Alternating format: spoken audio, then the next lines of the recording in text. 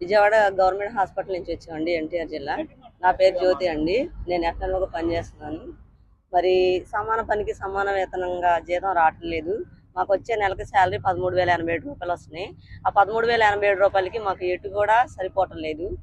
మరి ఆ డబ్బులతో మా పిల్లల్ని చదివించుకోవడానికి కానీ, తింటానికి కానీ, రెంట్ కట్టుకోవడానికి కానీ, మేము డ్యూటీకి రావడానికి హాస్పిటల్ ఛార్జీలకు కానీ ఏటికి కూడా మాకు సరిపోవటం లేదు. మళ్ళీ గవర్నమెంట్ నుంచి వచ్చే ఏ పథకాలు కూడా మా పిల్లలు చదువుకోవడానికి, అమ్మఒడి కానీ, పిల్లలకి ఫీజు రియంబర్స్మెంట్ కానీ, విద్యా దీవెన కానీ ఏ ఒక్క పథకం కూడా రావటం లేదు. ఎందుకంటే మా ఆధార్ కొట్టగానే గవర్నమెంట్ ఎంప్లాయీ అని చెప్పేసి పడిపోతుంది.